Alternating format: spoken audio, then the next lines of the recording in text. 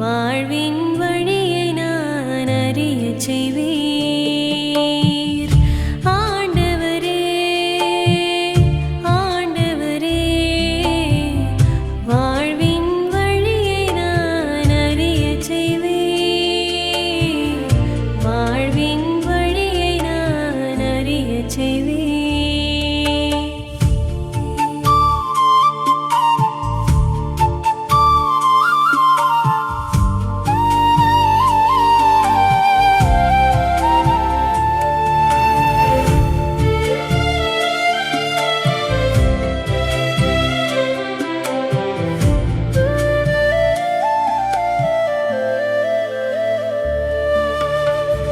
என் இதயம் மக்களுக்கும் என் உள்ளம் மகிழ்ந்து துள்ளும்.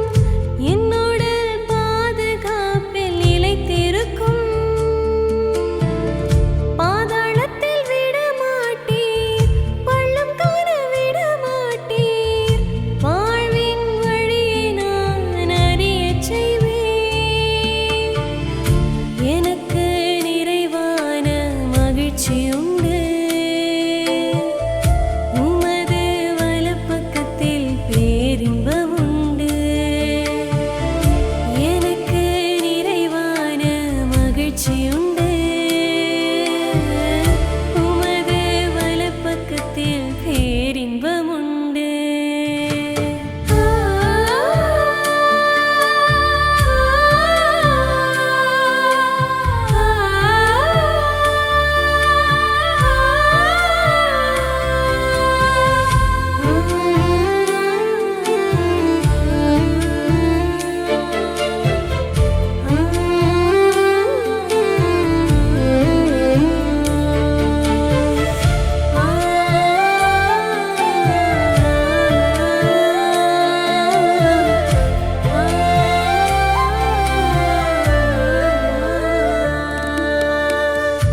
இறைவா காத்தருளும், என்னை இன்று காத்தருளும்.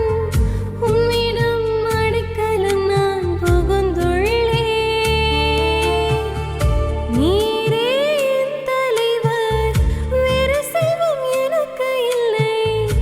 ஆண்டவர் நீரே என் உரிமைச் சொத்தானே.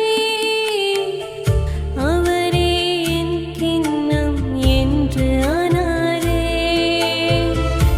எந்தன் பங்கை என்றும் காப்பவரும் அவரே.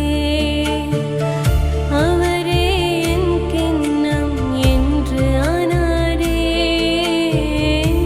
எந்தன் பங்கை என்றும் காப்பவரும் அவரே. ஆண்டவரே, ஆண்டவரே, வாழ்வின் வழியை நான் அறியச் செய்வீர். வாழ்வின் வழியை நான் அறியச் செய்வீர். ஆண்டவரே, ஆண்டவரே, வாழ்வின் வழியை நான் அறியச் செய்வீர். வாழ்வின் வழியை நான் அறியச் செய்வீர்.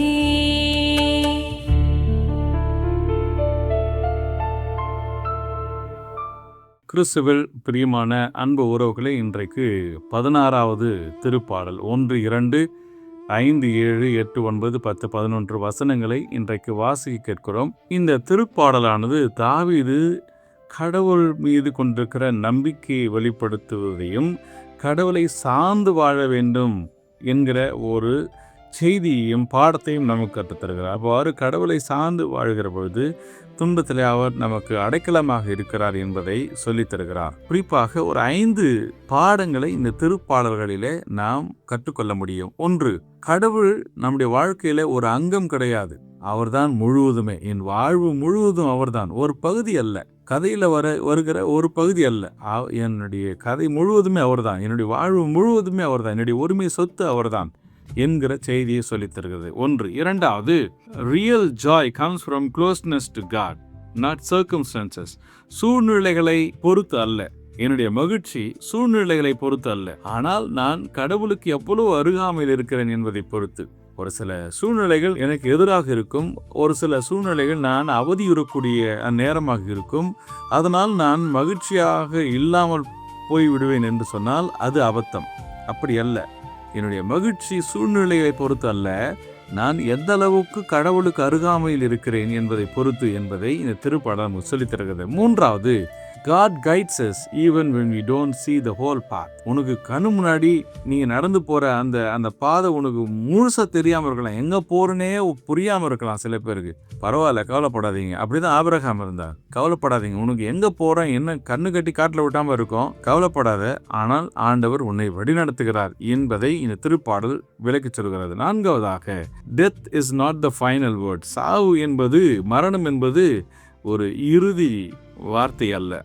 அதுக்கு பின்னாடி இன்னும் பெரிய ஒரு அர்த்தம் நிறைந்த ஒரு வாழ்வு இருக்கிறது, புதிய வாழ்வு இருக்கிறது என்பதை இந்த திருப்பாடல் நமக்கு சொல்லித் தருகிறது. இறுதியாக, a steady heart comes from fixing our focus on God. நல்ல ஒரு வலிமையான மனசு அப்படின்றது உங்க பார்வையை கடவுள் மேல பதிய வைக்கிறதாக தான் இருக்கும் அப்படின்றார். அதான் ஒரு வலிமையான மனது என்பதை இந்த திருப்பாடல் நமக்கு சொல்லித் தருகிறது. இந்த திருப்பாடலை நாம் பாடுகிற அந்த மகளோடு சேர்ந்து நாமும் பாடி ஜெபிப்போம். மரியே வாழ்க.